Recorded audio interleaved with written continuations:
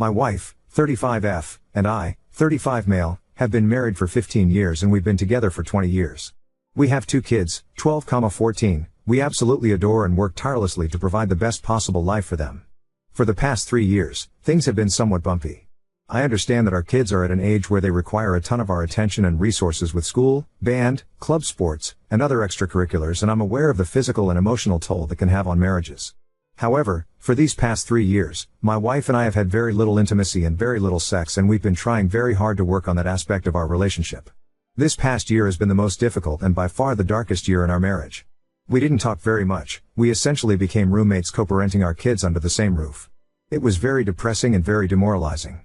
It was to the point where we began contemplating divorce, and it became very dark and gloomy in the household because of that. We began seeking help with both individualized therapy and couples therapy, and it seems to have helped some. Little by little we started to get along and started to have deeper conversations about what our marriage looks like and what we would love for it to look like. This is where it gets tough. As time passed, my wife started to tell me she no longer was in love with me and that she only saw me as a best friend. That she only loved me in a very platonic way, and this was one of the main reasons she didn't have any desire for intimacy and let alone sex. This was very shocking to me, and quite frankly, I was devastated. I became angry and depressed, and I couldn't fathom the thought that I was no longer wanted or desired by the person I felt completely in love with. Things began to deteriorate again, and not long after, we were back to square one. I sat down with her one afternoon and had a heart-to-heart and began to ask questions about where the root of this problem lies, and her answer was, "I don't know, and that I have built up resentment towards you, but I don't know where it stems from." As you can imagine, this provides very little to no insight into how to approach this. I'm puzzled, I'm frustrated, and I do not know what to do at this point. Currently, we've arrived at a place where she says that she has no sex drive and no desire for intimacy or connection. She says that all she wants is simply companionship, which basically means our co-parenting roommate dynamic. I asked her what I could possibly do, or what is it about me that is so unattractive or undesirable, and her response is always, "I don't know." She stated that she does love me, but it's not the same. That she has been feeling disconnected for years and that our marriage just takes up too much work. Her focus is only the children for now, and that my co-parenting contributions are meaningful to her in our home. I'm at a loss, and I'm mainly venting about my frustration. It's tough to realize that the person you love has no feelings for you. I feel like at this point I'm only here to contribute financially and as a parent. I feel like what she means with companionship is that she's comfortable with the convenience of having a good father for our kids and my financial contribution to the household. In regard to intimacy and her sex, she basically told me that it's not something she's interested in or wants at this time. She mentioned that the only way to get to a point for any of that is to be intoxicated, which I believe is incredibly awful and very wrong. I told her I do not think forcing herself to have sex or be intimate by drinking or smoking is good, and I declined to be a part of that, which to my surprise, it upset her and made her more distant. We're both extremely honest and transparent. We've never cheated on each other, and we are always free to look through each other's phones, emails, socials, etc., and we hardly ever do. I asked her if there was someone else and she declined. Honestly, I believe her.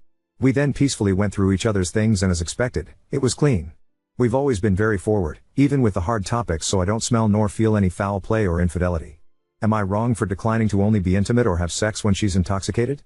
I'm firm on my stance of not partaking in this only when I'm high or drunk sex, because it doesn't sit well with me. I do not know how to help our situation, and I'm starting to become a bit anxious and desperate.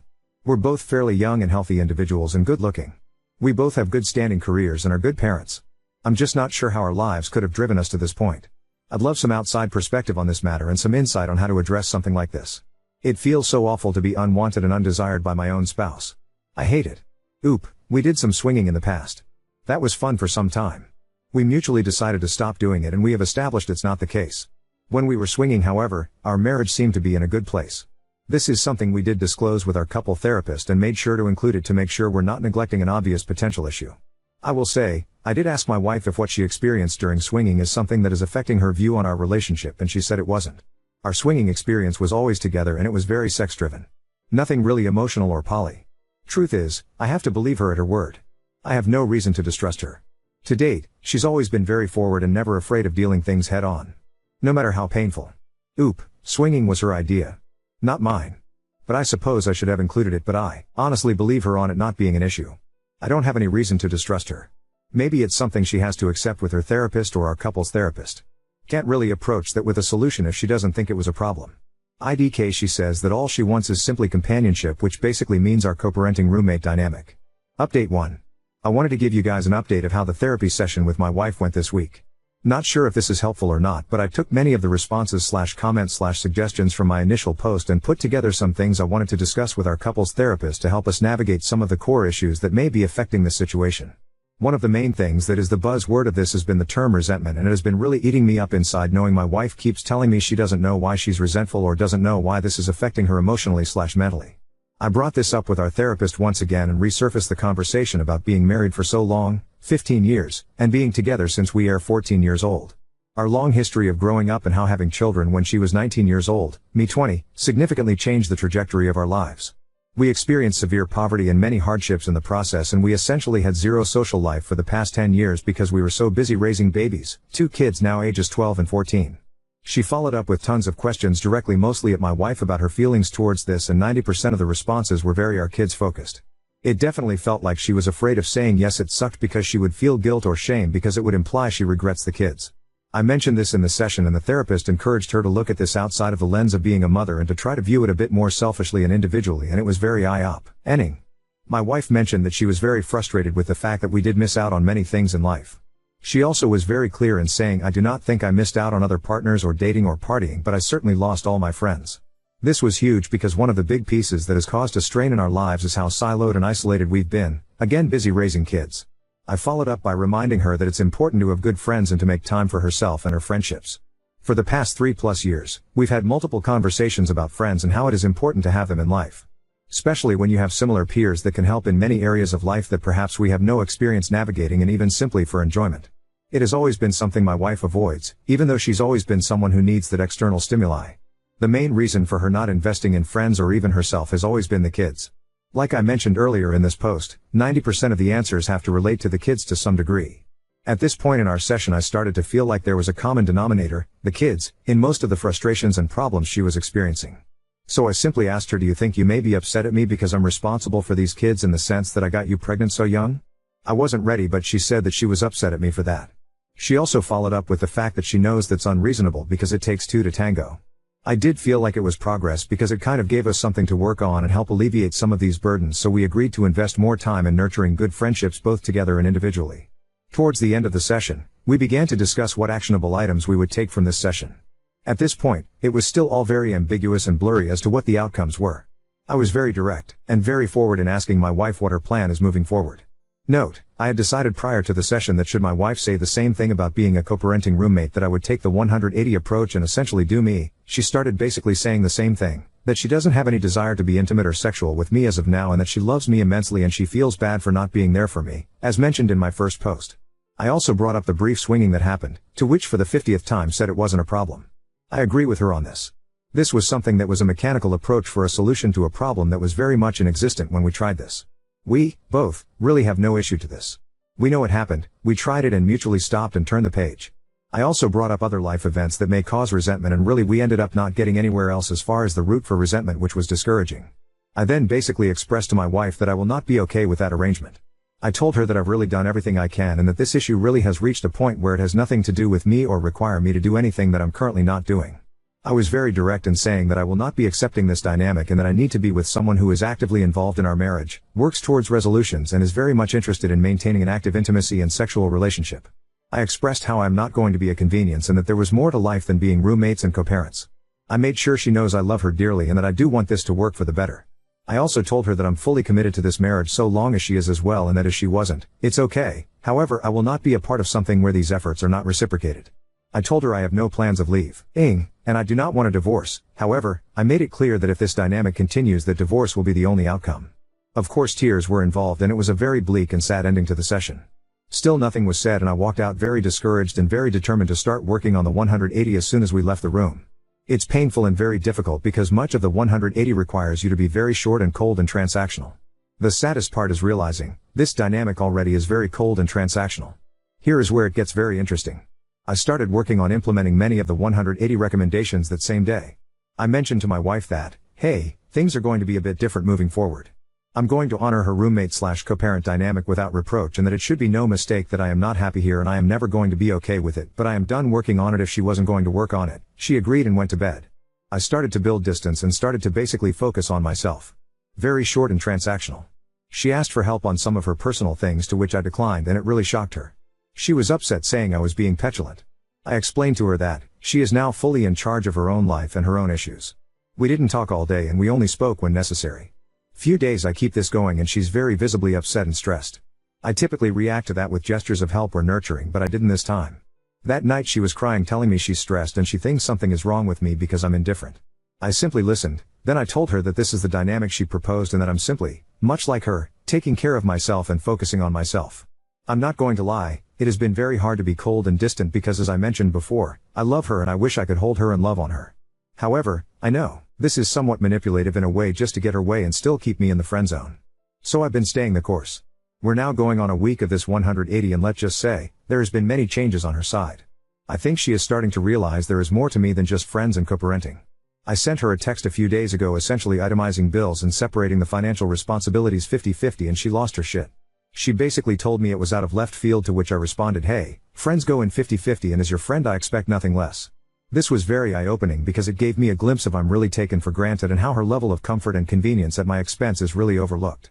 I pushed through anyways and basically told her that this is the new dynamic she asked for and that it's still a bargain because she would have to be 100% if she was on her own. I'll wrap up with this. While the 180 has been working in many different areas, I am still very much sad about the overall situation. There have been many eye-opening statements being said and realization that have not been pleasant to encounter. It has also sparked new energy and new efforts on her side as well. She's definitely seeking to talk to me more often, and while it's hard to turn down, I hope if things improve, this continues to happen. I've also noticed that she's making more time for herself aside from being a mom, which is huge because she pretty much neglected herself for years. I'm very pleased seeing her be more herself. My hope is that as we work on ourselves, the marriage improves. There really is no telling at this point where this will go. We are very much cordial and amicable even to this day, and that's a very good sign. Boundaries are set and expectations are very clear, and I feel that no matter the outcome, I will be at peace with everything that has been done. We're still going to continue the couples therapist until we either rekindle our marriage or end up in divorce. I feel like having this non-biased third party really helps as a witness and as a guide through this. No matter what, I will always love my wife. However, I will not participate in a sexless, intimacy-less marriage because we both deserve better. I think this soft ultimatum, 180 method, has been very eye-opening. I'm definitely hoping for a rekindling of our marriage, but I'm also bracing for divorce. I agree on a timeline, and I've decided on a timeline for myself privately. I don't want to give her a timeline because I want to reduce the pressure. However, after 1 to 2 years if things don't improve, it won't be shocking or a surprise if we split. I think 1 to 2 years is more than reasonable. Now on to second story. Fiancée discovered my past relationship with a man through old pictures, and now she accuses me of purposely hiding it, causing a breach of trust. I, 29 male, lost my fiancé 4 years ago in a car accident. He and I were both 25 at the time and had been together since we were 19. If soulmates are real, he was mine. He was stubborn, he preferred a way earlier bedtime than I did, and was a major homebody, and I loved all of it. He would stay up with me until he was sure I fell asleep, and weekly movie theater outings, planned by him, became a thing like a month into us meeting. I am a fundamentally different person, both because I met him and because of my grief. I was shown what real love and effort and care feels like. I also don't talk about him. I go to therapy once a week. Otherwise, it's silence on that topic from me. He lives on in me in the ways I try to emulate him. I practice the patience he had that I always struggle to find. I go after career-related opportunities that scare me because I know he would encourage me to. Sometimes I let myself stay in bed because I know he'd be gentle with me and let me do that too. But I don't talk about him, and I probably never will. I'll make the occasional XWO, ULD love this comment when I'm with friends who knew him well. With strangers, nothing. My friends and family respect that, as well. I'm engaged again. My fiancée, 31F, obviously knows I was engaged before. I pretty much told her my last partner passed away and I don't talk about it. I don't use social media in really any capacity anymore, but she happened to stumble upon an old Instagram profile of mine recently and saw him heavily featured. This led to her accusing me of purposefully keeping this from her. I don't really see why his gender matters, and I told her so. She said I've broken her trust. Times like these are when I long for the life I was living before. But grief fucked up my brain, so I'm not sure if I'm being insensitive. Edit, she knew I am bisexual. The only thing she didn't know was that my fiancé was a man. Update 1. Yesterday, I had an emergency therapy session because I was spiraling and didn't feel prepared to tackle the upcoming conversation with my fiancé without one. It was hard but necessary, as I was finally honest about just how much I was compartmentalizing my grief. It laid the foundation for where I'd like to go moving forward. Now I have to put in the legwork. The few hours between my therapy appointment and my fiancé getting off work was evidence of just how avoidant I've become. It was a conversation we needed, but definitely not one I wanted. When we finally sat down to talk, I asked her to start us off by telling me exactly what was bothering her about the whole situation. She said because I had come out to her in a casual way, the way I come out to anyone, by mentioning it early on when it seems natural to bring up, she didn't realize how serious I was and this made her look at me differently. She apologized for that and suggested that if I told her more about him now, it might be an easier pill for her to swallow. I tried, but there was this knot in my stomach the entire time I tried to pick a place to start. And maybe this is me being cruel, not giving her the benefit of the doubt, but it just didn't feel right. She hadn't come and said, I was shocked because I realized how little I know about this time in your life. Would you be open to talking about it now? Instead it felt like, tell me what you saw in him so I can attempt to rationalize your orientation. I told her I needed some time, so she went to stay elsewhere for the weekend. A longtime good friend of mine came over this morning. I think the combination of anonymously talking more openly about my partner here as well as being more open with my therapist helped remind me of how joyous and cathartic it could be. I don't know the exact catalyst, but I do know I spilled my guts. We talked for hours about things I haven't told anyone in years. I expressed how nervous I was about possibly living alone again, and I was told that I did never have to worry about that an SOS text message would be all it took for me to have company if I needed it. Same goes for all my friends and family. I'm so lucky I have an incredible support system. 5 minutes into that hours-long conversation, I already knew. The trust, security, and love I felt made room for this newfound openness.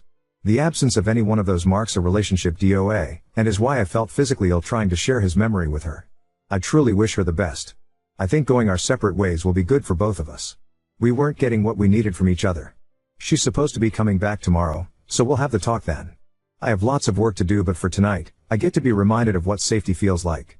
Edit, please see this comment where I elaborate on the conversation she and I had. There seems to be this misunderstanding where I blame her for everything because she didn't perfectly respond to the situation. Two things can be true. I wasn't open, I am largely accountable for the problems in this relationship and I never should have entered it if I wasn't ready. She also said ignorant things. I'm not angry about it and it's certainly not the sole reason we're breaking up. It's just another reason, on the pile of reasons why this isn't sustainable. Me still not feeling comfortable enough to share with her equals me blaming her for everything, or even the majority. It was just the final nail in the coffin between maybe we can make this work with a lot of effort and this needs to end now.